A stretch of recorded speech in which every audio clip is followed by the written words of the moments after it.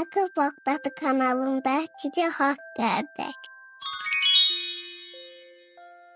Bağışlayan və mehriban Allahın adı ilə.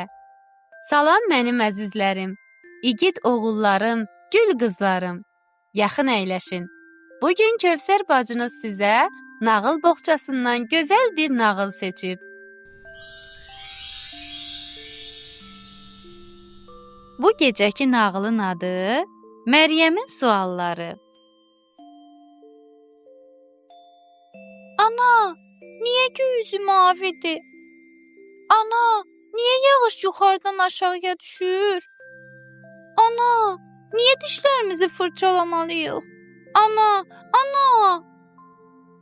Məryəm səhərdən axşama qədər anasına suallar verirdi.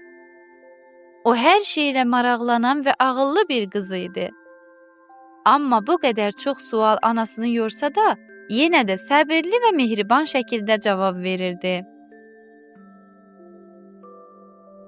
Bir səhər Məryəm yuxudan oyanıb yenə sual verdi. Ana, niyə gecələr yatmalıyıq? O gün anasının halı yaxşı deyildi. Məryəmin sualını eşidəndə dedi. Gözəl qızım, bugün halım heç yaxşı deyil. Nədənsə başım ağrıyır.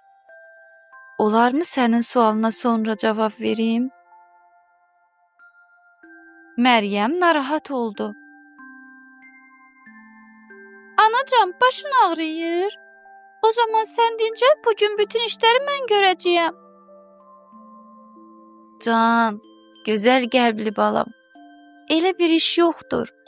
Sən səhər yeməyini ye, ondan sonra birlikdə süfrəni yığarıq. Yaxşı ana, bir də bağışdakı suallarımla səni narahat edirəm.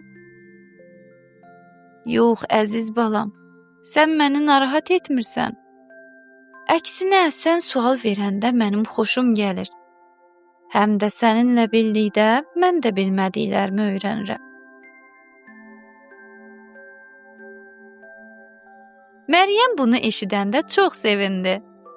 Onlar birlikdə səhər yeməyini yeyib süfrəni yığdılar.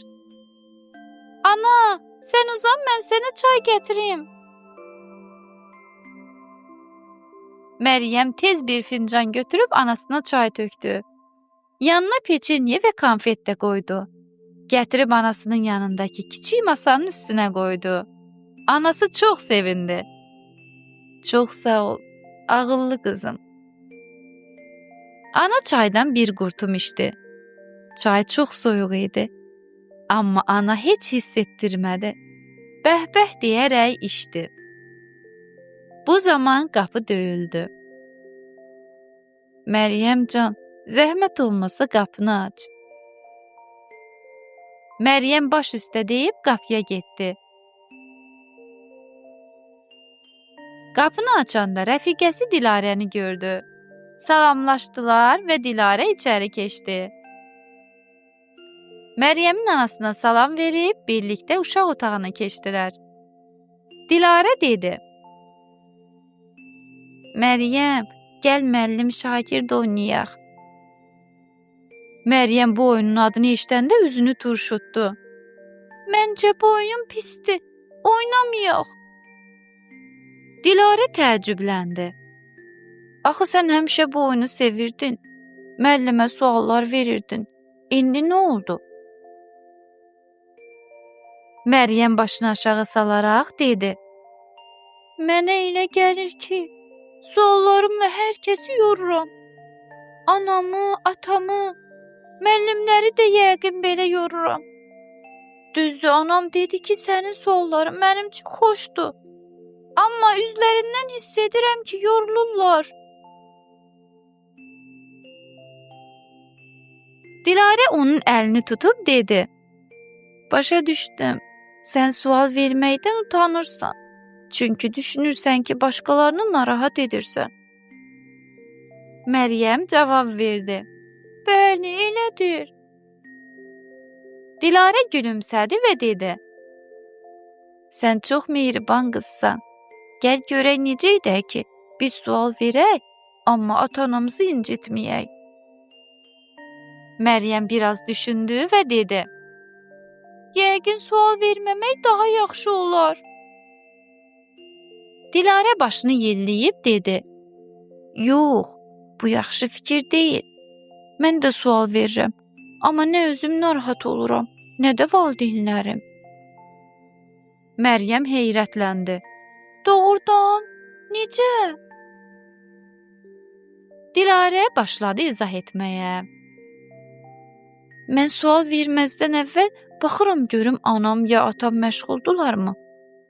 Əgər yemək vaxtı deyilsə, xəstə deyillərsə, o zaman sual verirəm. Əvvəlcə özüm fikirləşirəm cavabı tapa bilərəmmi? Əgər tapa bilsəm, onlara da deyirəm və fikrimi bölüşürəm. Bu yolla həm cavab tapıram, həm də heç kim incimir. Məryəm bu üsulu eşidəndə çox sevindi.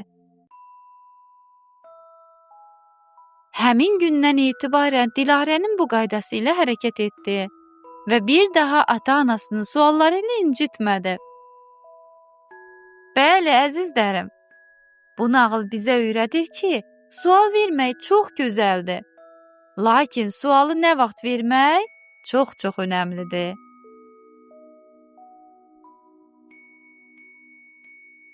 Əziz balalar, bu nağılımızı da bəyəndinizsə, o zaman şəkil çəkib bizə göndərməyi unutmayın.